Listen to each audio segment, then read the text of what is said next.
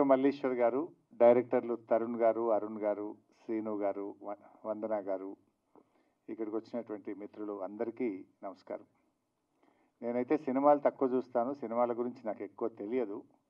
But నాకు మల్లీశ్వర్తో పరిచయం ఏంటంటే, ఒక యంగ్ ఐటీ ఎంటర్ప్రెనర్, తెలుగు బిడ్డ అమెరికాలో స్థిరపడి 2 టైర్ టౌన్లో కూడా నిరుద్యోగ యువతకు ఉద్యోగాలు ఇవ్వాలని నేను ఆహ్వానించగానే సిద్దిపేటలో నా ఐటీ టవర్లో ఒక కంపెనీ ఓపెన్ చేసి ఎంతోమంది గ్రామీణ యువతకు ఉద్యోగాలు ఇచ్చిన డాక్టర్ మల్లీశ్వర్ను అభినందించాలి, ఎంకరేజ్ చేయాలి అని చెప్పి నేను ఈ కార్యక్రమానికి వచ్చాను.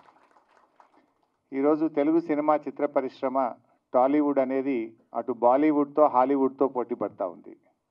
హాలీవుడ్తో రాబోయే రోజుల్లో పోటీ పడాలంటే ఈ ఏఐ టెక్నాలజీ, విఎఫ్ఎక్స్ సొల్యూషన్స్ అనేవి చాలా చాలా అవసరం.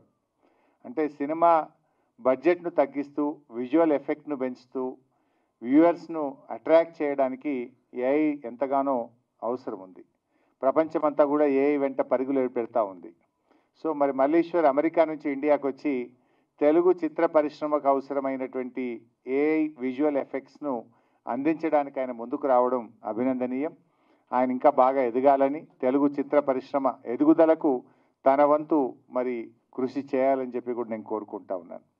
ముఖ్యంగా మనం చూస్తూ ఉంటాం, కొన్ని సినిమాలు అయితే ఆస్కార్ అవార్డు వచ్చినాయి. తెలుగు సినిమాలు ఆర్ఆర్ సినిమా లాంటి సినిమాకు ఆస్కార్ అవార్డు వచ్చింది. అంటే తెలుగు చిత్ర పరిశ్రమ ఎంత బలంగా ఉంది, బాలీవుడ్తో హాలీవుడ్తో పోటీపడి జాతీయ అంతర్జాతీయ అవార్డులు రావడం అనేటువంటిది ఇది తెలుగు ప్రజలందరికీ కూడా గర్వకారణం.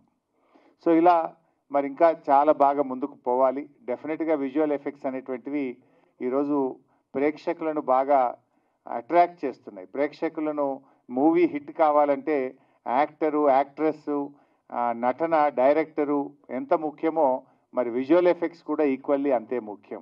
అలాంటి విజువల్ ఎఫెక్ట్స్ను తెలుగు పరిశ్రమకు అందించడానికి మరి కల్ప్రా విఎఫ్ఎక్స్ ఈరోజు ఇక్కడ ప్రారంభించుకోవడం చాలా సంతోషం.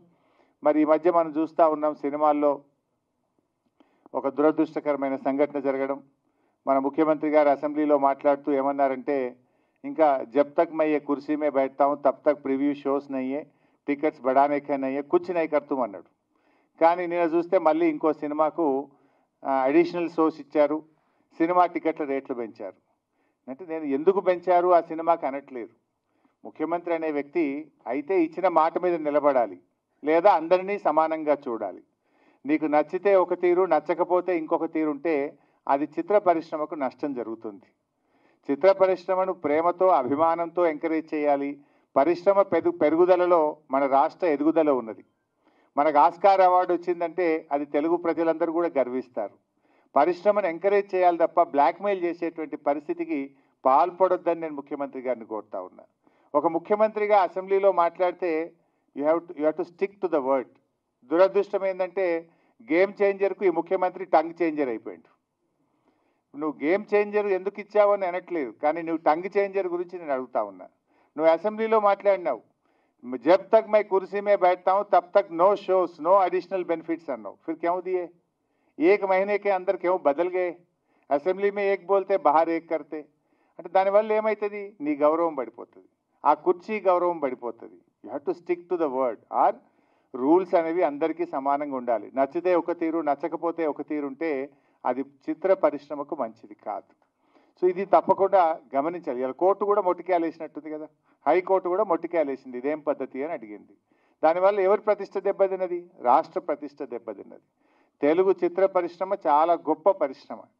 ఆ పరిశ్రమలో చాలా గొప్ప గొప్ప నటులు కావచ్చు, డైరెక్టర్లు కావచ్చు, ప్రొడ్యూసర్లు కావచ్చు, మనకు కనబడని తెర వెనుక ఉండే వాళ్ళు ఎంతోమంది ఉంటారు. లక్షలాది మందికి ఉపాధి కల్పిస్తుంది. అంతేకాకుండా తెలుగు ప్రజల గౌరవాన్ని కూడా ప్రపంచ పటంలో నిలబెట్టినటువంటి చరిత్ర తెలుగు చిత్రసీమకున్నది. అలాంటి చిత్రసీమను, అలాంటి చిత్ర పరిశ్రమను ముఖ్యమంత్రి గారు ఎంకరేజ్ చేయాలి తప్ప భయపెట్టకూడదు, బ్లాక్మెయిల్ చేయకూడదు. 10 ఏళ్లలో బీఆర్ఎస్ ప్రభుత్వం, కేసీఆర్ గారి ప్రభుత్వం చేతనైనంత సహాయాన్ని అందించింది.